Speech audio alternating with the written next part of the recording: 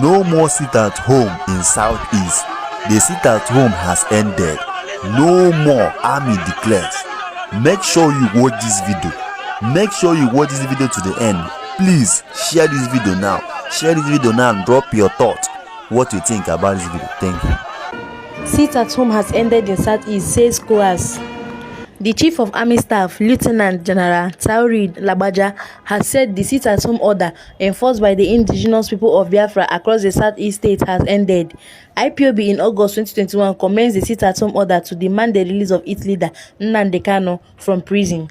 The order impacted the economy in the region and resulted in the loss of lives and properties of residents in the southeast. Speaking at the COAS combined second and third quarter conference in Abuja on Tuesday, Lagbaja said the menace ended as a result of the heightened efforts of his men and collaboration with relevant stakeholders.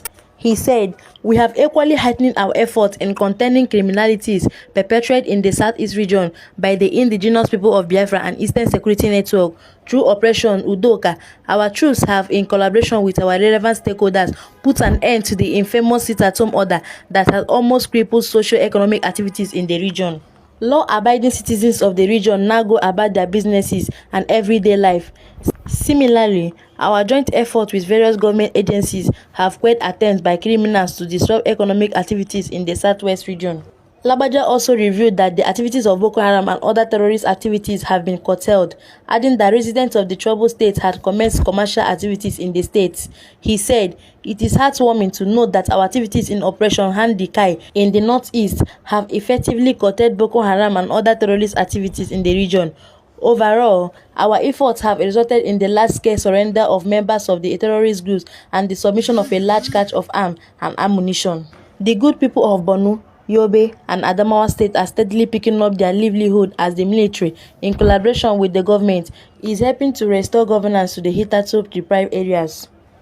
He also said the Nigerian Army has established some special forces units to tackle insecurity across the country. Lagbaja said, "In a bid to further enhance our operational effect, the Nigerian Army has established some special forces units using specially trained personnel to tackle various criminalities across the country.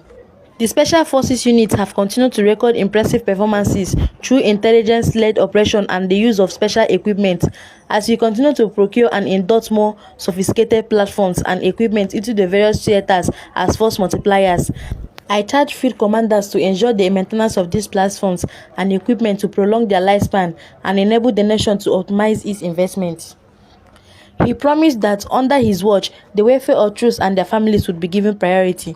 To this end, troops' welfare and that of their families will remain predominant in all our efforts. I intend to consolidate all existing welfare arrangements to enhance the well-being of our troops and their families, as this will keep them focused on their tasks.